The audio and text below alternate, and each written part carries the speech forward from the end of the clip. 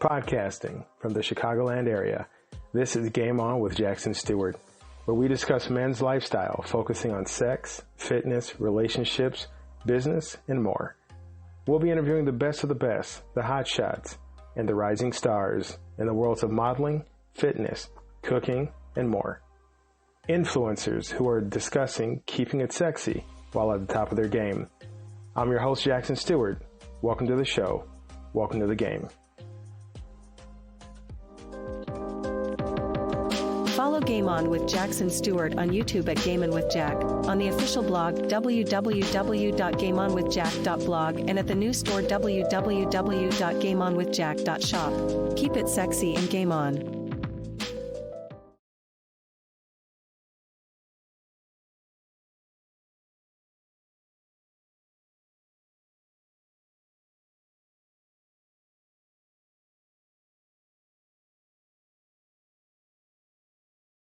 What if you could be a better player for the cost of one more cup of coffee a month? Get access to a growing library of lit erotica, behind-the-scenes action, and player's guides with tips on drinking, cooking, fitness, dating, sex, and life after dark. Low tier rate while offer lasts. Patreon.com, Game On with Jack.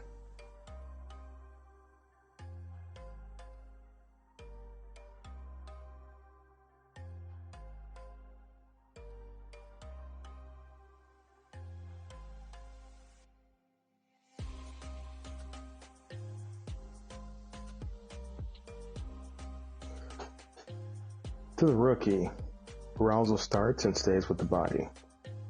But the professional, the true player, knows that sex doesn't start with the body, but with the mind. And the path to the erogenous zone of the brain is directly through our eyes and ears, what we see and what we hear. There exists no greater form of written word arousal than erotica, and that is what our guest tonight is talking about. Liv Arnold has worked as a copywriter for several global companies and now runs her own freelance business. She grew up in Melbourne, Australia, and lives with her husband and their spoiled dog, who only eats freshly cooked meals. When she's not writing, Liv's avoiding the gym. I like that. Devouring a cheese platter or marathoning way too much TV. And of course, she's a massive book addict and often reads until all hours of the night. In addition to being a mistress of the written word, Liv is also our guest this evening. All right, guys, you've heard the introduction and the bio. Now join me in welcoming to Game On the prolific, the sensual, and the power wordsmith herself, Liv Arnold. Liv, how are you doing? I'm good, thank you. Thanks for having me, Jackson. Thank you so much for agreeing to be on. I'm super excited. Let's kick off with what is the best platform, and by what username can the audience find you? So, audience can find me on Instagram and Twitter, liv_au, and they can also find me on Facebook, so Liv Arnold Author, or any Amazon and book online retailers as well. Awesome. And if people are not aware and not picking up the accent, you are from Australia. Is that also where I'm from Australia? Okay. From Melbourne. Is that also where were you born and raised there, or did you move there as a kid? Yeah. No, I always lived here, and I lived pretty much in the same suburb my whole life, so I haven't really experienced much other things. Well, you found a place you like. There's nothing wrong with staying somewhere you like. Yeah, I know. Yeah. Now, how did you get into the business? Was there a little Liv sitting there, and 6 years old with big eyes, and like, I can't wait to grow up and write erotica, or was it something that you just kind of found? Well, actually, no 6-year-old should be saying that. Come to think of it, but was it just? It was just something I happened to be good at. So when I was younger, I always enjoyed writing stories at school, and so when I started writing, my mum encouraged me to do a creative short writing course after full-time work. So it was just part-time, to go alongside my full-time hours. And I originally got into writing, and the course was for children's books and young adult. And I just happened to write erotic romance instead. So that was a bit of a change. Yeah, I can just imagine like when you go to submit your assignment and the instructor's expecting, you know, X, Y, Z, and you just give them all X's, and they're like, "Whoa, wait a second." Yeah. It was just something I'm good at. I'm really good at the descriptive words, and it was something my friends actually said as a joke. How about you write this romance, sort of like 50 Shades style, and where a woman accidentally walks in on a guy in a men's changing room, but since he's really good looking and he's rich, it's all good. So I just thought that could work, and I went with it. Now, what are some of your, well, let me back up. So you go from finding that you got a niche for it, or a knack for it, I should say. And then did you self-publish? Did you find an agent? Did you find a publishing house? What were like some of the major steps that you took? So I started just entering stories in competitions and also in anthologies. I can never pronounce anthology that well, so it's like a series of short stories, and so I started that just to get my name more out there and to have some credits under my name when submitting to publishers. And then when it came time to when I finished my novel, I did get rejections, but it was still good to have that list of credits that, like, say I won a creative writing competition or I got into this anthology, and so then I went with a romance publisher that's based in the US. Now, you mentioned rejection, and I know that just about every writer comes up against rejection. I think writing is one of the fields where you almost can just guarantee somebody's going to reject you. And I think a lot of people in other professions and just in their personal lives get shut down by rejection, right? Because it's like, whether it be asking somebody out, asking for a promotion, going for a job, like you don't, in any other profession but writing, you don't anticipate rejection. What is a piece of advice or several pieces of advice you can give our listeners, like how to handle rejection and not lose the momentum of trying? Well, I see it as if you're not failing, you're not trying hard enough. So it means that you're not taking risk or trying to push yourself to the next level. So that's a way that I always thought about it. And I was reading an article with Stephen King, and he said that when he started out, he got hundreds of rejections, and he sort of put them up on his wall and said every rejection is like a badge of honor because it means he's going forward. So I know it's easier said than done sometimes, but that's just what I try to think about it like that. Well, I can't think of a more positive way to spin something as painful as rejection. Do you find that you've taken any rejections personally, or do you just say, okay, well, we just didn't fit, but I'm going to keep going? I usually think we didn't fit because sometimes publishers or maybe an agent, they do give me detailed feedback of what they didn't like about my book. And I think with everything, especially in the creative industry, it's so subjective, and it's up to me or the writer to have a look at the feedback and take what resonates with you. But if some of it doesn't, since it's your story, to keep going and find someone else that's a better fit and gets your vision and understand. Now, handling rejections and getting to where you are now, do you find that Liv today, and I'm saying it right, it's Liv, not Live, right? I don't want to go the whole interview I'm like, if I'm butchering her name for the whole interview, she's going to curse me forever. Yeah. Do you find that Liv now is tougher than Liv at the beginning? Like, do you think rejections have honed you into like being more tenacious, or do you think if you had gotten success right as soon as you put out a feeler, you had gotten a successful, step, would it have made you just as powerful as you are now? Yeah, it has made me more mentally resilient. mental resilience is something I've always struggled with in the past because I've always had anxiety, and it definitely has built that mental resilience because if you want to get into the creative industry, you need to get, I do need to get used to negative feedback and rejections. I'm one of the authors that reads all my reviews, even though I know I shouldn't be doing that. I even read the negative reviews, and sometimes I'm reading it, I was thinking, oh, how rude.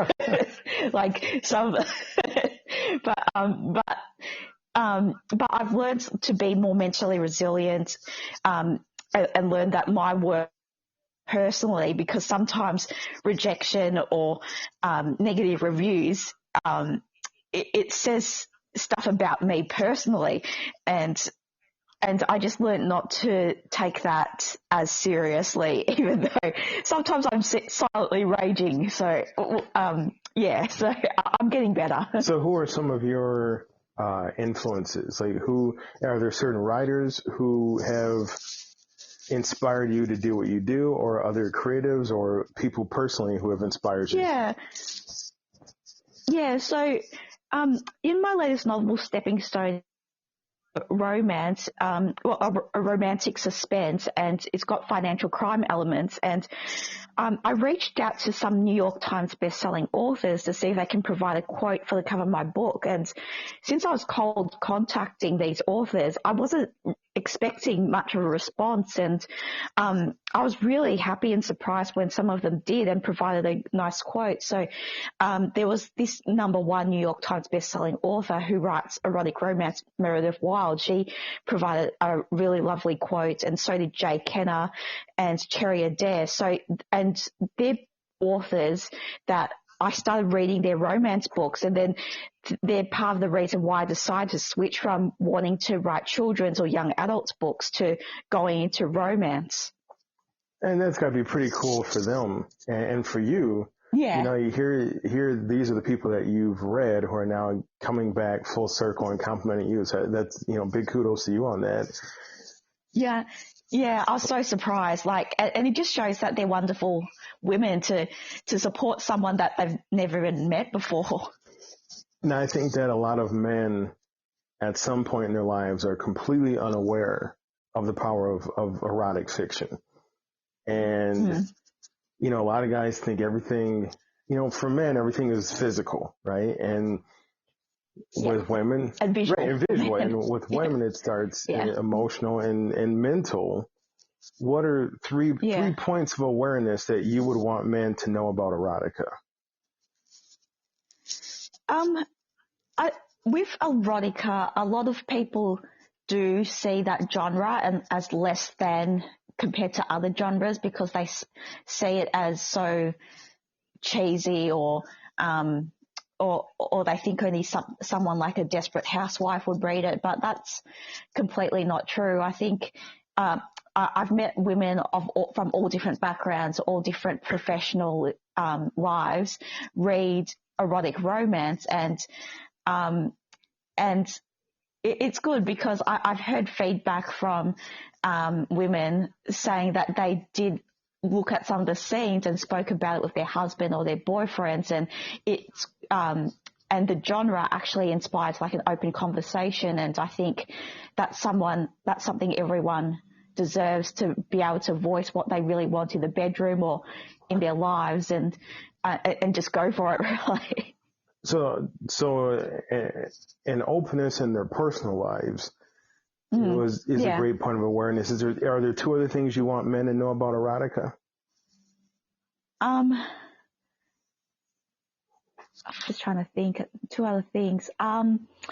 Another thing is a lot of people think that erotica doesn't have a storyline, but it does. So erotic romance, especially, it drives the sex scenes, drives the character development, and so there is that story and that human connection, and that's something else that it's important to know, that women do like having that character development and that connection. So and the sex scenes sort of complement each of it. To that point, I really want to challenge guys. If you haven't read erotica, give it a solid try, because I don't, for men, I think men equate erotica and completely inaccurately, but they do this with like the plot of porn. And erotica is so much smarter and actually has development where, look, there's a place in the world for, she needs to get her cable fixed and the repair guy comes over. There's room in the world for that, but that's not what erotica is. Yeah. Erotica is much more smarter. I mean, just much more much more cognitive. I think that's the word I would use. And a point I want to throw in is, guys, give it a shot, and don't knock it until you try it. Go pick up one of Liv's books and read it and enjoy the thing. Yeah, and it's a lot of fun researching the genre as well. Like, I look up sex positions, and some of them, it just defies gravity, so I don't even know how they do it. Like, I was looking up the leapfrog sex position and the pinball wizard, and I was thinking, what is that? And, because I also provide sex advice for Cosmopolitan as well, so different sex positions, and some of them, they were completely unknown to me, and Google was an eye-opening experience. Well, I know what I'm looking up as soon as this interview is over. Yeah, the pinball wizard. And the leapfrog. Yeah, and I recently wrote a little piece that might go out soon about the Eiffel Tower, and I had no idea what that was. That just sounds, as a man, that sounds terribly intimidating. But I think I know what the Eiffel Tower actually is. I really do think I know what that one is. If I'm correct, it involves more than just two people, right? Yeah, it does. Yeah, and I had no idea what that even was when I was first asked to provide a quote about that. Yes. I feel like that requires some knowledge of like landmarks. So if you're, people are together and you're like, I know, hey, let's try the Eiffel Tower, and then halfway through you're like, no, this is the Golden Gate Bridge. You're like, oh shit, this isn't gonna work. Yeah, I know. Yeah, you almost need to draw stick figures to see where everyone will go. Now, have you found that, from a personal standpoint, personal and professional, that there is some stigma still to people's reaction when they hear that you're an erotic writer? Are they like, do they think you just sit somewhere and just pump out, porn all day, or are we past that as a people? It's a bit of both. So some people think it's a really great genre because people, for some reason, like when you watch a movie or read a scene, you can be reading or watching the most gruesome murder and no one really blinks an eye. But as soon as you start talking about sex, that's when people are like, oh, that's a bit like full on. And it is changing that narrative. Like, sex is natural. Everyone does it, and it is human nature. And it's something that people should be more comfortable talking about, because that's something that everyone does. And it's not like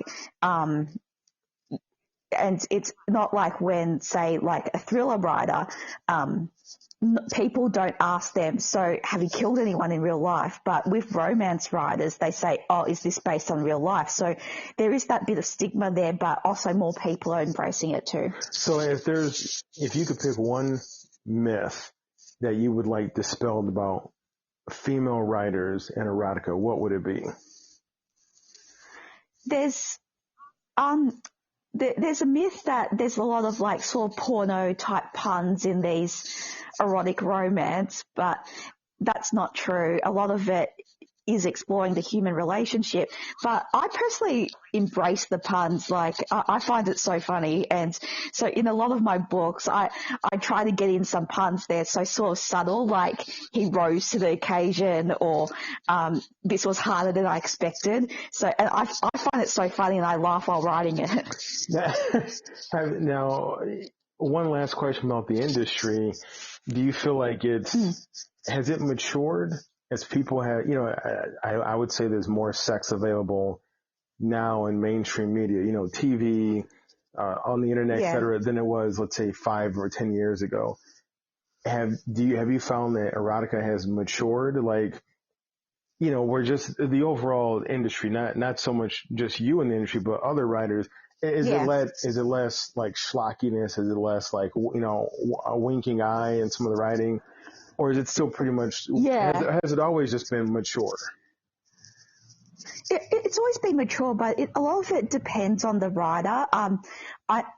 Some writers that I've come across just through Google or hearing about them, they're more about quantity over quality. So they just aim to pump out so many books to get more money. And when I have looked at some of their books, it's usually of lesser quality. Like, it's very formulaic. But a lot of authors that take time to and takes pride in their work, they're taking 6 to 12 months to finish a book or longer. And it is about building that human relationship. So it is getting more mature. And me, myself, I try to look at other ways to market the romance genre. I'm in my 30s, so I've been on some magazine covers like Harper's Bazaar or FHM.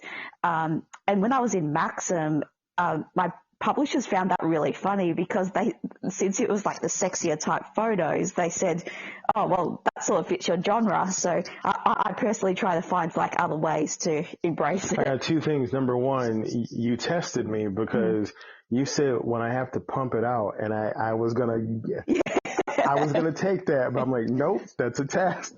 And yes, I did see, if I could be so bold, quite a beautiful woman when I saw you on FHM and Maxim covers. So stunning. Thank you. Very stunning.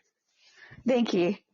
And it is something that there is that stereotype that a lot of authors, especially romance authors, are older and they're frumpy and they're middle-aged. And I guess I'm trying for that different sort of angle. And I guess only time will tell if that works or not. But I agree with that. That's a sad thing. And I mean, guys, when go check out these covers we're talking about, and there's an initial reaction like, okay, like what page is the writer on? And I think part of that is just because most magazines will put a model on the cover and then they'll bury it. Or an actor or singer. Right, and then they bury the author like halfway through the magazine. But guys, Liv is a very, very fetching young lady, very attractive. And you're going to go, but where's the writer at? No, that's her. That's her on the cover. And she's going to say inappropriate puns to you as you read the article all the way through. I know. I laugh at all my interviews. And I make sure that in my article or on the cover that it says that I'm an author, because a lot of the times, like, I know this sounds really like poor me type thing, but, it says a lot of the times when I get the mock-up back from magazines, it straight away writes down that I'm a model, and I always reply back saying, I'm not a model, I'm an author. Can you change that? And that sounds like I'm complaining about leading a tough life, but that's not it. Before we get to some of my favorite questions I like to throw at every guest, I do love that in every erotica I've read, let me back up and say that, I do love to count how many times I read the word engorged. Okay.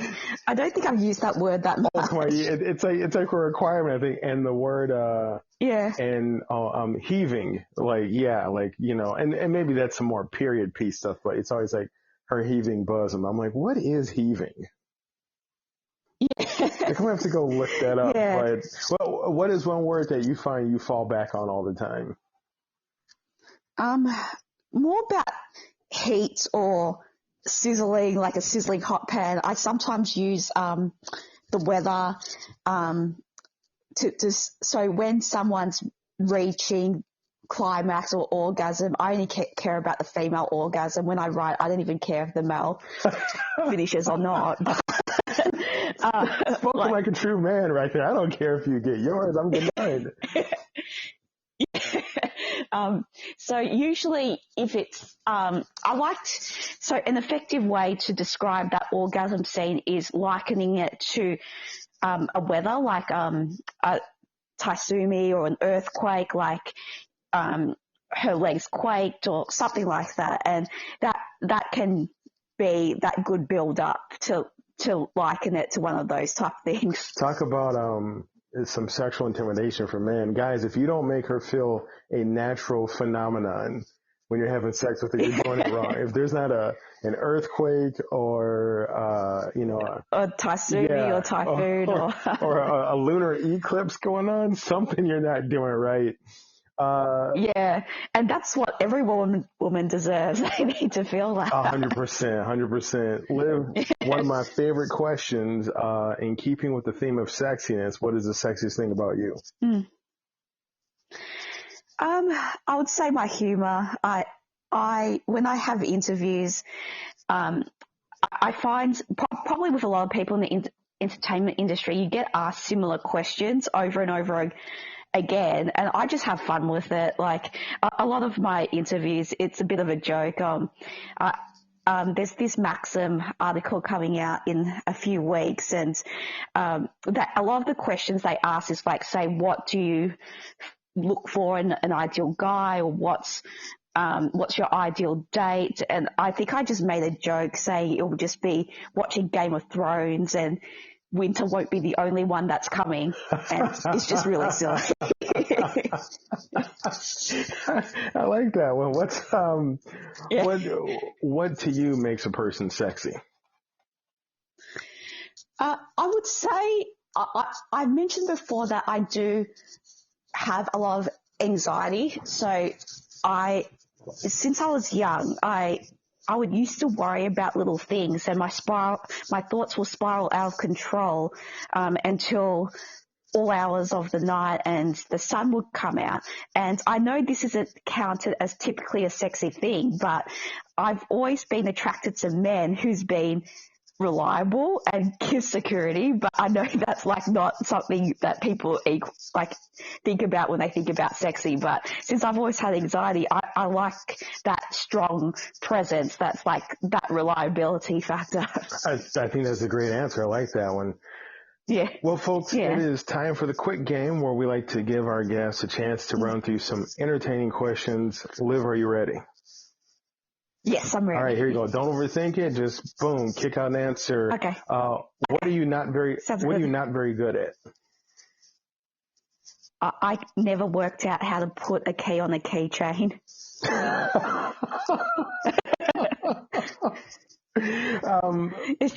It's an adult fail. I just can't do it. Who would you like to play you in a movie? I'm Asian. Someone white.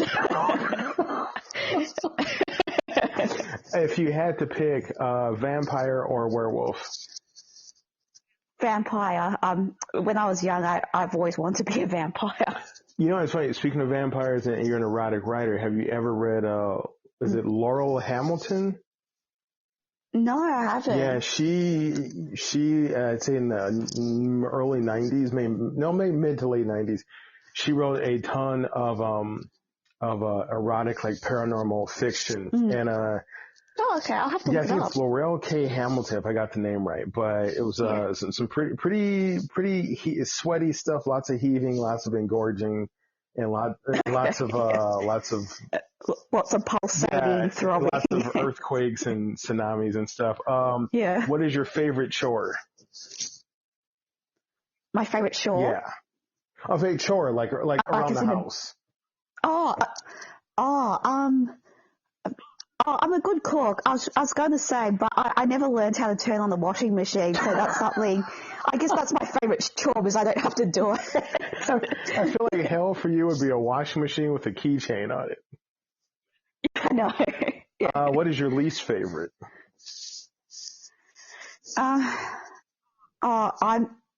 My parents are actually hoarders.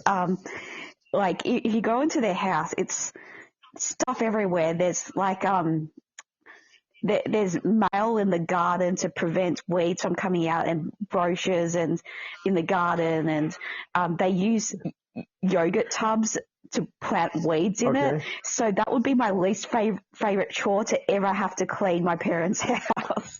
Do you prefer nighttime or daytime? Nighttime. I think every writer likes nighttime. I would bet cash money on that. I'm not a morning person. I just think, like, there's nothing to do that early. And now this question I'm super interested and curious about. Chicken salad or tuna salad? Chicken. Thank you. God, tuna salad is gross. Yeah, I don't know why people would choose tuna salad. Same with sushi. When I see people order tuna sushi, I think that's a bit odd. Yeah, I have only ever had one piece of sushi in my life, and I can't stand sushi. Oh, fair enough. Yeah, I just keep thinking that's why we invented fire, so we don't eat stuff raw. But I mean, I know it's an acquired taste. I hear it's amazing, it's good, but it's just not for me. It is good. I mean the cooked tuna that's in the can. I don't know why people would choose that as a sushi flavor. Oh yeah, I've had chicken salad and tuna salad from a can, and I'm still here to tell about it. If you could pick one piece of fruit that if it came to life you would not want to fight it, what would it be?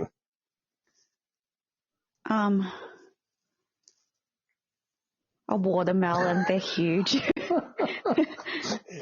I know, when I picked that question, this is such an unusual question. I can't wait to hear somebody's answer.